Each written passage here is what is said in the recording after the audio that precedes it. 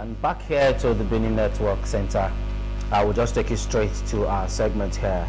As the world celebrates the Drug Abuse Day, it's important for us to look at ways to curb this act that is actually hitting us as a nation and affecting our youth.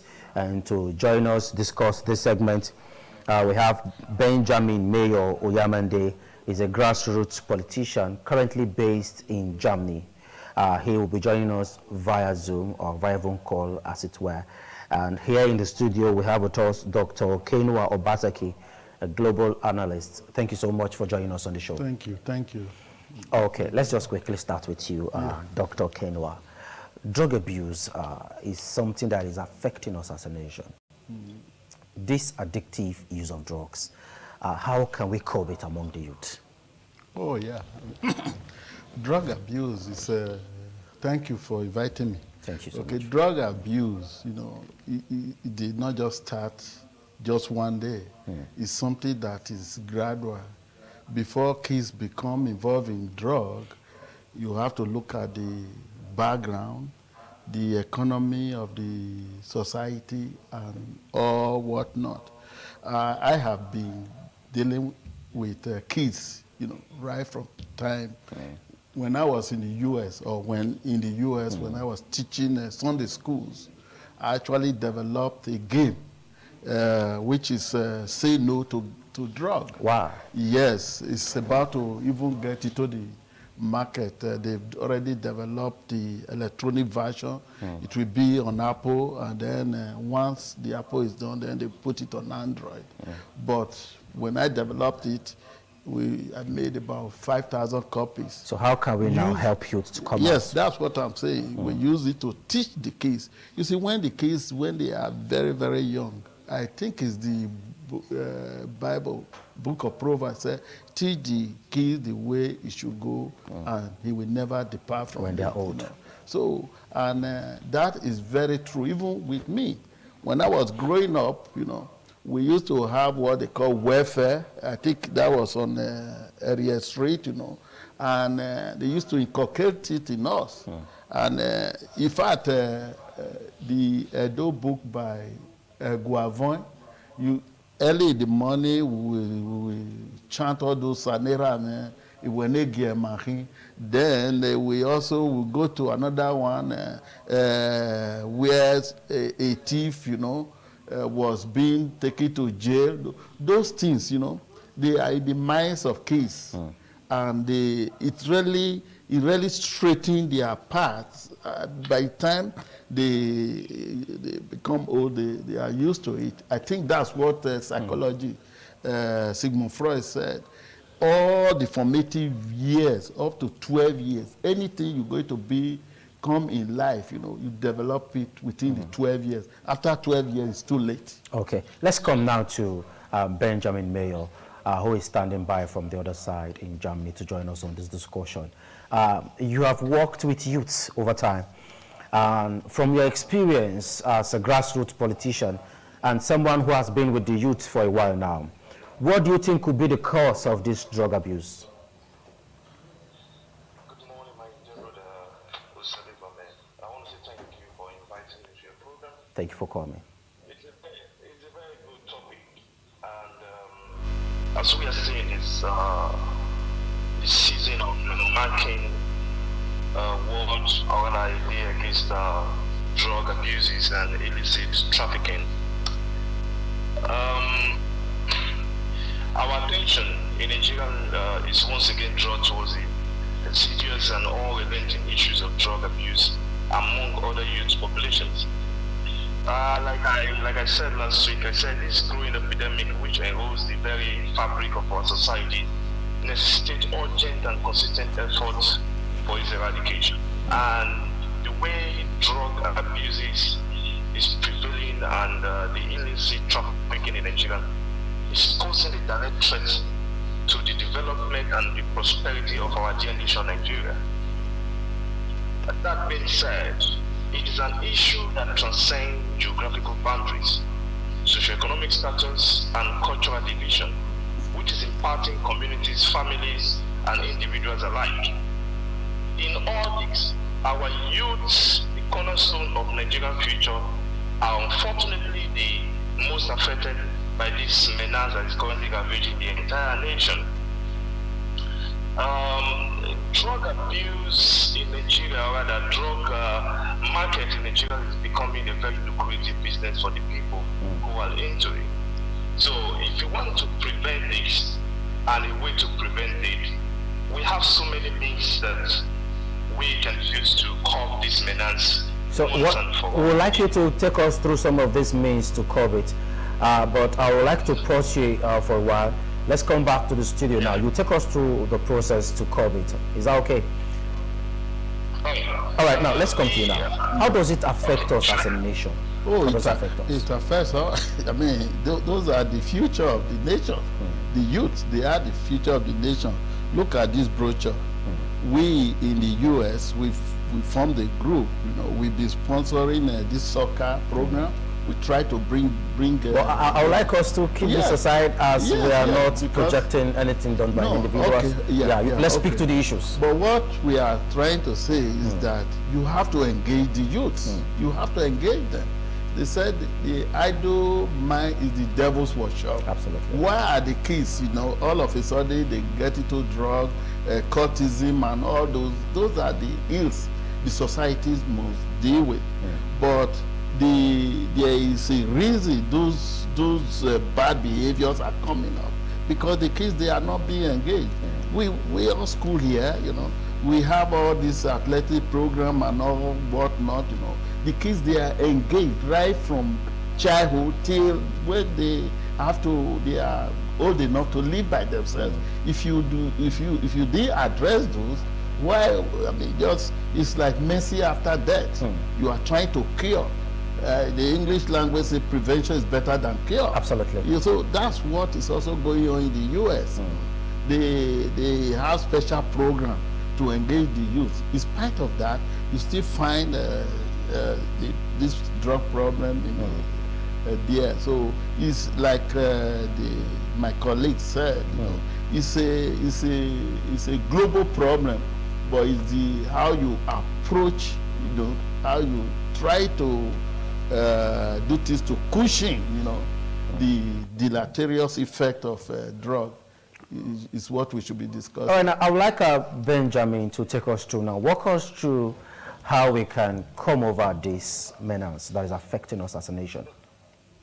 Let me start by saying it's a clarion call to all parents, educators, community leaders, law enforcement agencies, and policymakers. We need to emphasize on so many things that can unify front against this destructive enemy. Because most people who are indulged in this crime and drug abuse, is either they are one way or the other being neglected by the community where they came from, or the country that they represent. Let me speak on the perspective on the global force, or rather in the global arena. There is a statistics that was carried out in last year, where you find out that the 80% of Nigerians who are in detention centers around the world, they are in there for drug-related cases. And by the time you find out that they are in there because of lack of ignorance and pressures that is mounting upon them. I think it is a responsibility, it is a responsibility of the government, at least the embassy who are located in most of those various countries, to even look out for them, to reach out to these people, even when they committed the crime, because it's an allegation. They are still being alleged, they are still in detention. Most of them are being given 5 years, 10 years, and all that. I think we need to have a strong force and a functioning embassy that will need to cater for all Nigerians all over the world. Reach out to them, find out all those things are being done, and to the people and to our brothers at home and our youth at home. It is not a good thing that you see a young man who has a promising future and is indulging himself into drug and the rest of it, and because they find out that that is the only way for them to pass over their strengths. One, government need to make policies and strategies that has to look or deal with the priorities of the young people. You have to educate them. You have to educate them, and you also have to assist them with other things like mental health care, like reintegration into the system, rehabilitation. These are the services that most European countries and Americans are put into places. And I can tell you, the work that is going on in Nigeria, the problem that is this drug abuse that is currently affecting the entire youth in Nigeria is not just something that we can overlook. It's becoming something like, let me use the word pandemic, because like it's already a pandemic in Nigeria. We have to deal with this crisis. If not, in the next 5 years to 6 years, it will not become something that has gone out of hand, we can no longer control it. Okay. I will encourage. Go on. Should I? Yeah, just conclude it now. Wrap it up. I'll come back to you. All right. Go ahead. You were trying to nail something. I would like to get that response. I was trying to nail something because even most of our embassy here, by the time the Nigerian have problem, the Nigerian residing in all those European countries, they have problem. Richard these embassies, they are not reachable. They are not reachable. They are nowhere to be found. But there is a commission that the government of the day have put in place that to cater for Nigerians in diaspora. It's just a skeleton, just like a figurehead. They are there taking all the money, but they are not performing their services which they have been paid for. That's the reason why most of the Nigerians in diaspora are languishing in jail. Nobody to even come for them to recognize with them, to communicate with them, to even tell them the development that is going on in Nigeria, which can actually attract them, not just repatriate them to Nigeria. At the same time, you cannot repatriate Nigerians practically, but you can actually put something in place in Nigeria, like developing the economy, let there be jobs at home that can entice and attract Nigerians abroad to come back home and be part of the economy. Okay. Because Nigerians are very, very intelligent and very, very productive. All right, I'll come back to you. Now let's quickly come to you. Who's to be blamed? Drug abuse. Yeah, it's so the much. Government, the individuals, the parents. It's all of us. You know, you see, in this country, we lay too much emphasis on the government. The government cannot do everything. They have limited resources. We are 218 million people, you know. That's why, like our group, we pick up on something that is to bring back youth sports, you know, and this is our 2nd year. So I'm already working with the Ministry of Education, you know, to see how they can help us do the round robin, and then we do the finals, you know. You could see the joy in those kids' faces, you know. Some of them were crying, bringing them from Ogbona and all the rural areas of those states. People who have never even been to Benin City. Those are some of the things we should be doing that relieve the government of that responsibility of the youth. It is not just government. In the U.S., government plays a little bit role, you know, private, the society, because it takes a village to raise a kid. Okay. Also, I am going to emphasize that more groups should get involved, you know, so as to eradicate those menaces. Like I told you, I developed a game. Those are all educational tools. It doesn't just excuse the government from some of the responsibilities. No.